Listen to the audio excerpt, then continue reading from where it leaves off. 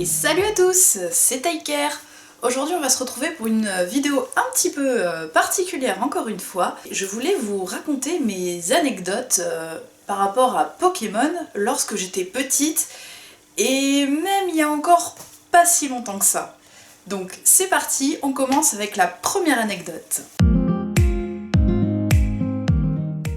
Donc cette histoire-là, ça se passe, j'étais je crois en 6ème, quelque chose comme ça, et en fait il y avait un élève de ma classe qui vendait sa version rouge de Pokémon, vous savez, les anciennes versions de Game Boy Color, et il faut savoir qu'à l'époque j'avais vraiment aucun, voire vraiment ça se comptait sur les doigts de la main, item Pokémon que ma mère voulait bien m'acheter. Du coup il me vend son jeu, bref, je suis trop contente, je joue sur ma Game Boy Advance pendant des heures, des jours, je fais ma petite team. Bon, moi je suis team Salamèche, donc j'avais mon Dracofeu qui était niveau 60, je crois, un truc comme ça, j'étais à la moitié de la ligue Pokémon, et puis vous savez, j'étais tellement à fond en fait, que j'avais même fait un petit carnet en fait, je sais pas si je vais pas vous le retrouver d'ailleurs, où je notais, vous savez, tous mes... comme sur le Pokédex, tous les Pokémon que j'avais capturés, etc. Et même sur mon petit carnet, à chaque fois que je commençais à jouer à ce jeu, hop, je prenais mon carnet et j'allais cocher, mettre, voilà, j'ai capturé tel Pokémon, tel Pokémon, tel Pokémon. Oui, bon, soit, il y avait la même chose dans le jeu, mais je préférais l'avoir sur papier.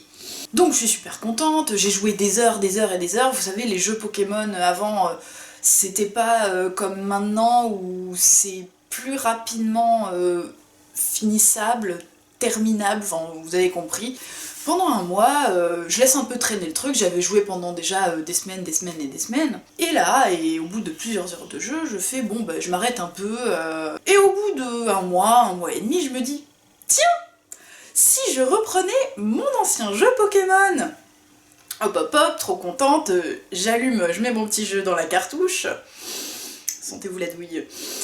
Vous savez, vous lancez la partie, et là, il y a écrit votre nom de dresseur, et je crois recommencer la partie, ou débuter la partie, ou je sais pas, enfin, il y a votre nom de dresseur en tout cas.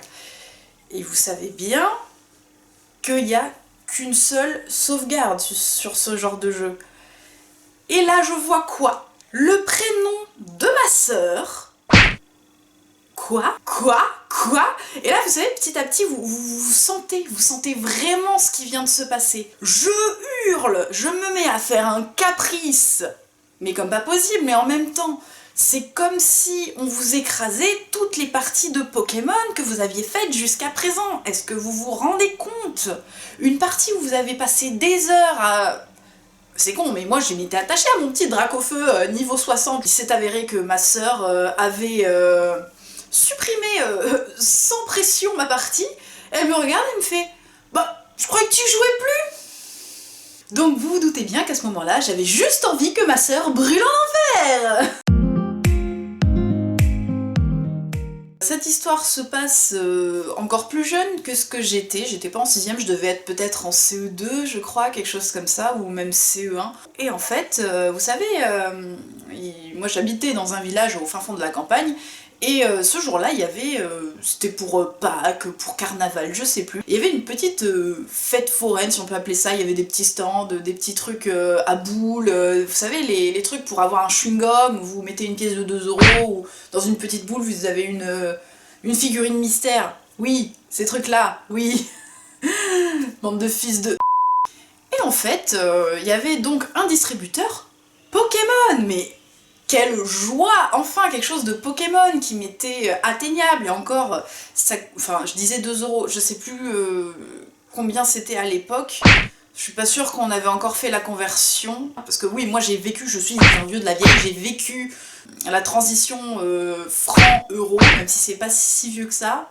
Si. Et du coup, il y avait des petites boules pour attraper des colliers Pikachu. Alors évidemment, il y avait deux types de colliers. Il y avait un collier avec un petit Pikachu tout petit, un petit peu bouboule, un peu 3D, pas très beau en fait, que j'aimais pas du tout et que je ne voulais surtout pas avoir. il y avait un autre, et beaucoup plus stylé, un Pikachu plutôt plat, plutôt effet porte-clés, et avec... Ah oui, en plus la ficelle de l'autre c'était un vieux truc en plastique tout pété, noir, moche, avec des boules dégueulasses, et l'autre c'était vraiment une cordelette sympathique, un petit peu plus longue, et vraiment, enfin, il était trop beau celui-là.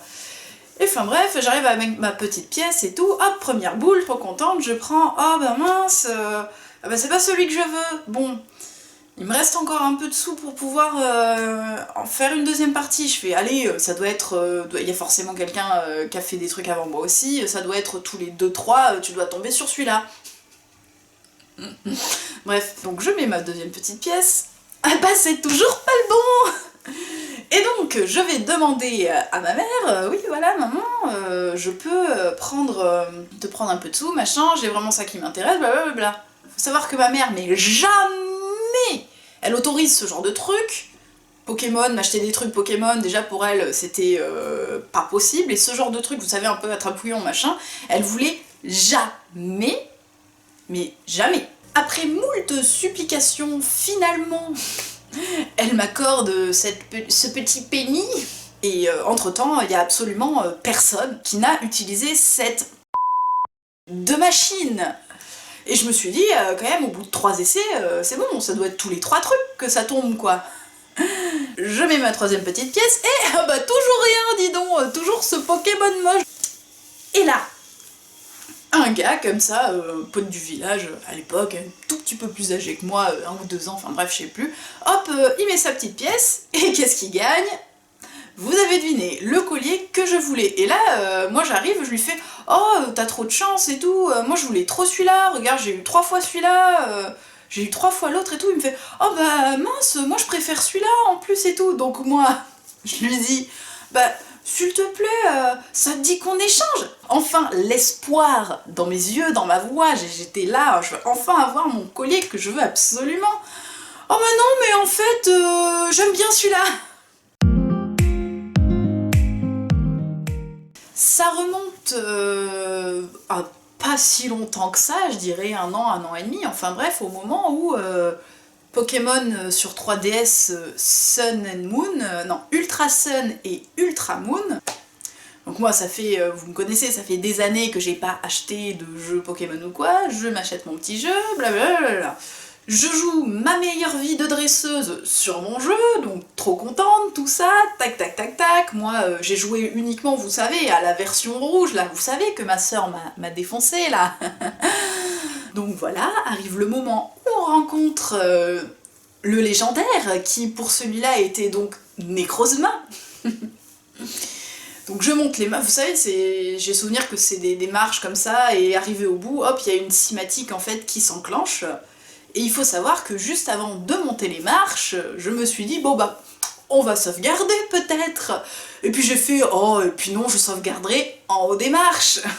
On arrive en haut des marches, et là, une cinématique se met en route. Blablabla, Necrozma apparaît, un Pokémon machin apparaît, blablabla machin. Et je me dis, purée, la fin du jeu, elle est quand même un peu loin encore, j'ai pas fait toute la ligue Pokémon, etc. Ou je l'avais faite. Bref, je sais plus. Et en gros, je sauvegarde pas.